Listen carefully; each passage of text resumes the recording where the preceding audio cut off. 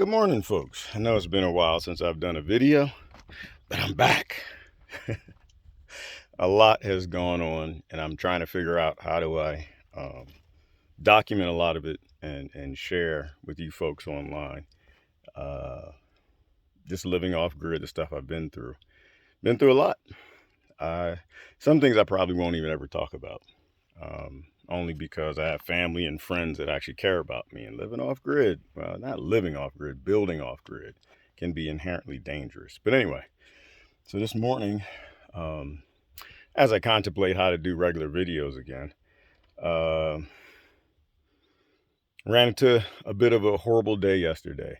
Some days you get the bear, and some days the bear gets you, as that quote goes. Yesterday, I got the bear for most of the day, and at the end of the day, the bear just came in and the bear took his pound of flesh. And I won't go through a lot of it, but we might end up losing 2 dogs. We lost 1 dog. Trailer broke again.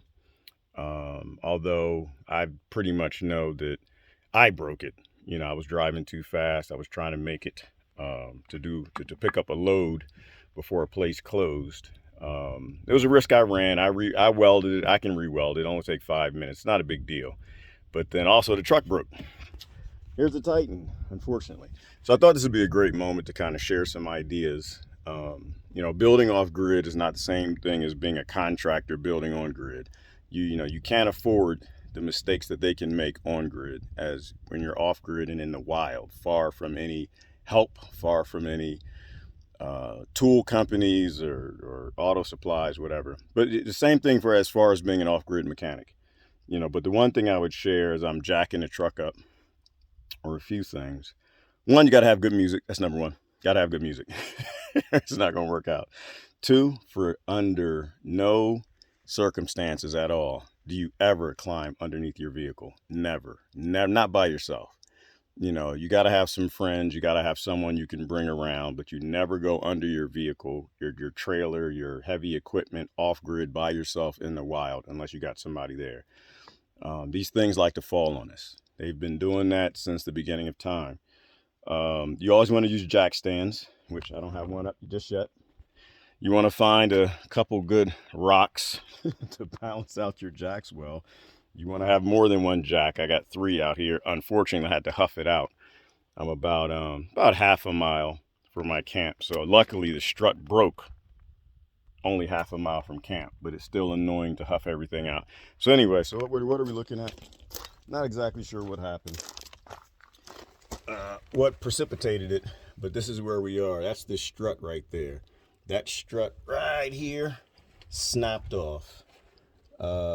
A lot of things could probably cause that. I won't go into it.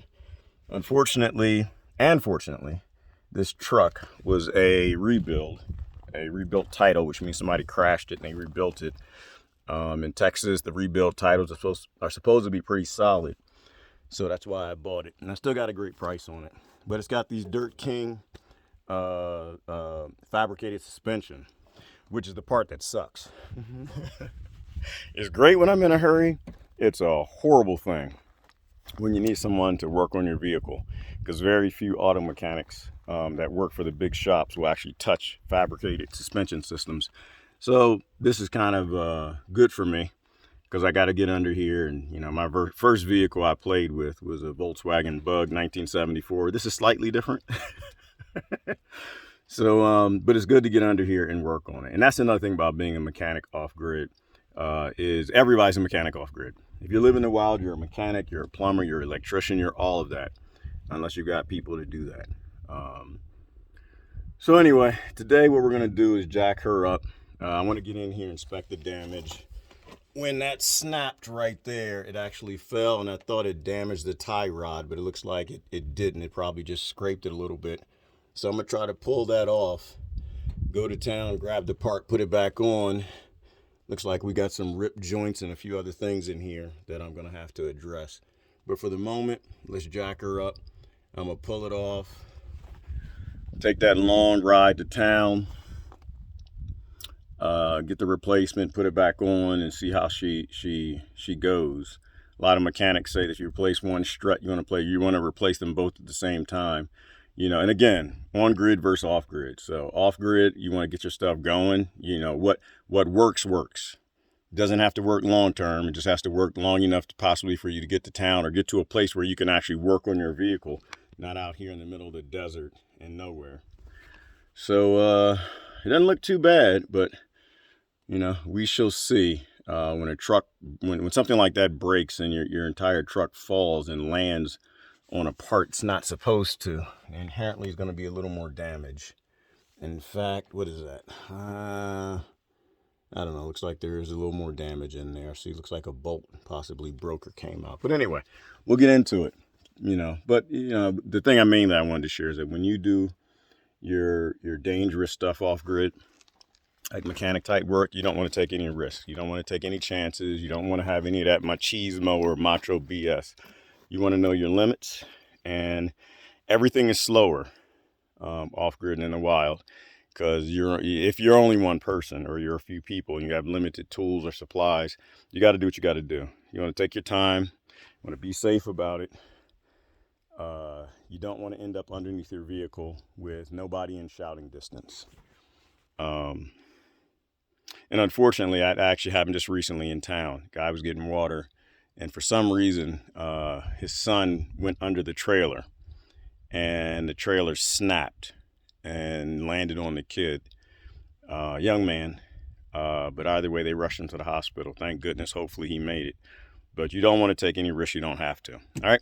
Well, this is Gerard. I'm going to start doing videos here again soon. The monsoon season is coming, and y'all know that's the Olympics for me. So we already actually had our first big storm. I don't know if I uploaded the video. I'll have to if I didn't. But the dams filled up, pumped the water to the higher ponds, which filled into lower ponds. And since then, I've been using that bobcat that Methuselah used. It's a bobcat that was made in 2000 BCE. But but she is a mule. She is a workhorse. She's an M371 Clark's equipment. She kicks butt, but she's old and small. All right. Oh, and I guess there are other updates I can give you guys. I'll have to just go through an update video. That's my baby Blizzy right here. Hey, little girl. She's a rescue, but that wasn't her barking. She's a Great Dane Weimaraner mix. It was Connie right here. She's our barker. She's a Pyrenees Kangal mix. And I got two big Kangal puppies. I don't know where they are, but we're about to get goats here soon. So little Miss Connie is going to have to drop us out a litter of Kangals, aren't you? You're going to drop us out a litter of Kangal hybrids. Yeah, because somebody wants to release wolves out here, and we're not doing wolves. The best way to protect yourself from, you know, the release of these animals that were federally protected that you can't shoot is you got to have livestock guardian dogs. They'll chase them away, you know, they'll take them down if they have to, but that's legal. What's not legal is you shooting them or taking them out, even if they're going after your livestock. You just have to sit there and watch it. But we won't get into the politics of that. If you know what's coming, prepare for it. So we're doing that. A lot of farmers out here are losing calves. And I've noticed a big jump in the coyote population. In fact, I called one of my farmer friends and told him I saw a coyote stalking his calf, which are actually very close to town. But the drought is coming to an end. It's raining more. So the rattlesnakes are coming back, which is in, you know, how we lost one dog and possibly another one. Possibly. She's doing pretty good.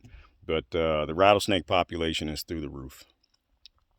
As well as the mammal population. So as all that boom is happening and things are coming back, life is coming back, water is life, you're going to see the predators come back because there's plenty of food for them to eat now. And so you got to prepare for it. But anyway, this is Gerard. Let me get back to work here before the sun comes up. We've been in a heat wave. Working in 110 degrees is not fun. But I don't know. For some of us, it's worse to stay on grid and, you know, be a slave to banks. But we won't go there. Y'all have a great day.